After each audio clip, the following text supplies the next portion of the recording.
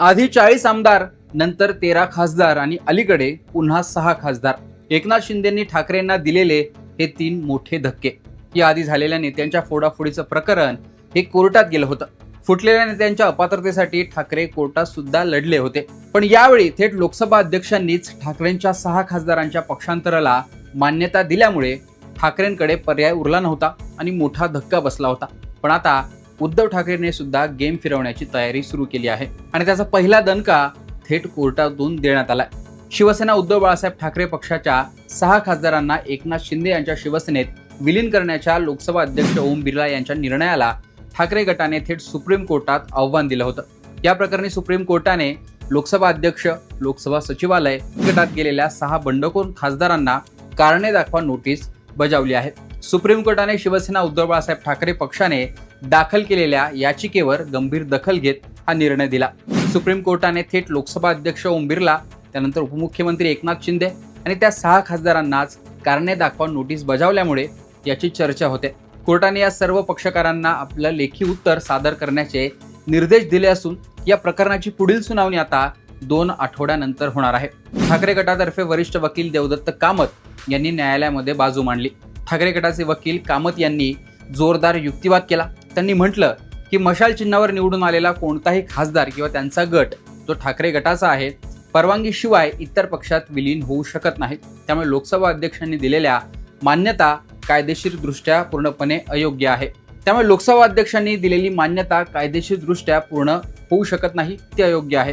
दोन्ही शिवसेनेतील मुख्य वाद आणि पक्षाचं चिन्ह, नाव याबाबत प्रकरण आधीपासूनच सर्वोच्च न्यायालयात प्रलंबित आहे. अशा परिस्थितीमध्ये लोकसभा अध्यक्षांनी निर्णय दिल्यामुळे संसदेतील शिवसेना उद्धव बाळासाहेब ठाकरे या पक्षाच्या अधिकारांवर आणि कामकाजावर थेट परिणाम होत असल्याने कोर्टाने याकडे लक्ष वेधलं. त्यानंतर कोर्टाने हा निर्णय घेत नोटीस बजावली. आता लोकसभा अध्यक्ष शिंदे आणि 6 खासदारांकडून काय उत्तर येतं, त्याचं कोर्टात समाधान होतं का? कोर्टात जर समाधान झालं नाही तर पुढे काय ते पाहणंही महत्त्वाचं असणार आहे. उद्धव ठाकरेंचे 6 खासदार हे एकनाथ शिंदेंच्या शिवसेनेत सामील झाले होते. राजकीय दृष्ट्या जरी ते शिंदेंकडे गेले असले तरी लोकसभेत त्यांना मान्यता मिळेल का हा प्रश्न होता. आणि अखेर एकनाथ शिंदेंनी सुद्धा दिल्लीतून ती गोष्ट घडवून आणली होती आणि उद्धव ठाकरे यांना दणका दिला होता.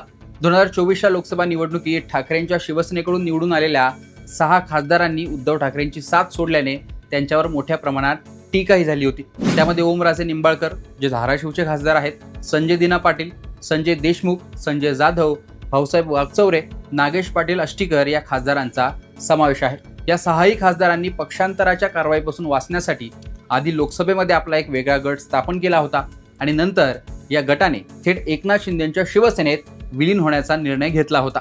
या संपूर्ण प्रक्रियेवर ठाकरेंच्या शिवसेनेकडून आक्षेप नोंदवण्यात आला होता आणि या खासदारांवर अपात्रतेची कारवाई होणार का असं देखील बोललं जात होतं आणि तशी तयारी सुद्धा ठाकरेंकडून केली जात होती. मात्र लोकसभा अध्यक्षांनीच विलिनीकरणाला मंजुरी दिल्यामुळे या 6ही खासदारांची सुरक्षित खासदारकी राहिली आणि त्यांनी शिवसेनेच्या म्हणजे शिंदेंच्या गटात प्रवेश केला होता. मात्र आता कोर्टात पुन्हा हा निर्णय आल्यामुळे, कारणे दाखवा नोटीस गेल्यामुळे हे प्रकरण कोर्टात अडकणार का हा प्रश्न उपस्थित केला जातोय आणि यावर सुद्धा कायदेशीर खटला किंवा कारवाई सुरू होणार का त्याकडे लक्ष असणार आहे. शिवसेना ठाकरे गटात पडलेल्या या फुटीमुळे शिवसेना शिंदे गटाचे आता एकूण 13 खासदार झालेले आहेत.